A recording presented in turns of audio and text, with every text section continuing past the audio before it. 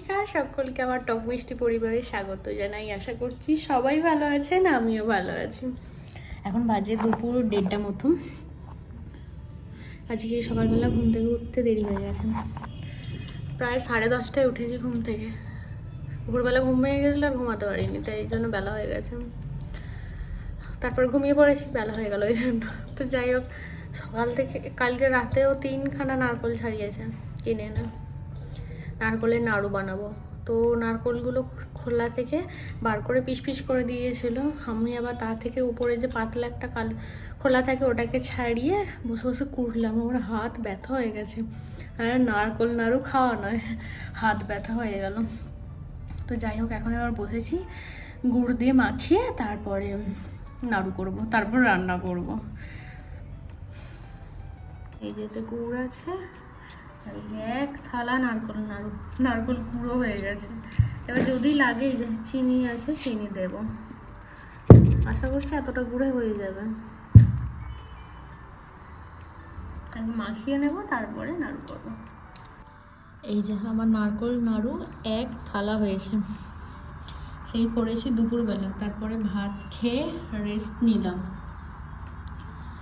পুরো হাতটা না আমার লাল হয়ে গেছে, এত জ্বলছিল, গরম জল দিচ্ছি তাতেও জ্বলছে। আমার হাত নিয়ে আমি নাড়াতেই পারছিলাম না, এত জ্বলছিল।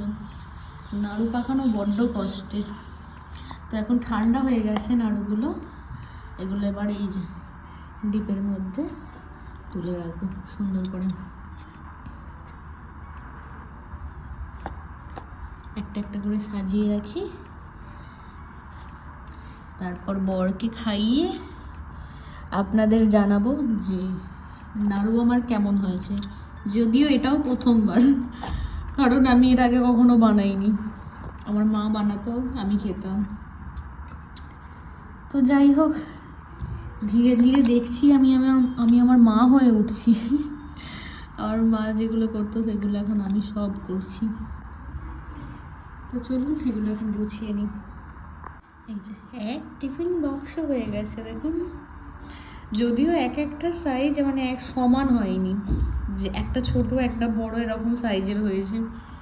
কারণ হাতে গরম লাগছিল, যতটুকু হাতে ওঠাতে পেরেছি ততটুকু দিয়েই করে ফেলেছি। তো যাই হোক, খাওয়া নিয়ে দরকার, বিক্রি তো করতে যাব না, আবার কি আছে, পেটে খাবো। দেখতে কিন্তু খুব সুন্দর হয়েছে বলুন। যেটা বলছিলাম, ধীরে ধীরে কিন্তু আমি আমার মা হয়ে উঠছি। আমার মা যে কাজগুলো করতো এবার আমি সেই কাজগুলো করছি। বিয়ে হয়ে গেলেই মানে এরকমই, তাই না?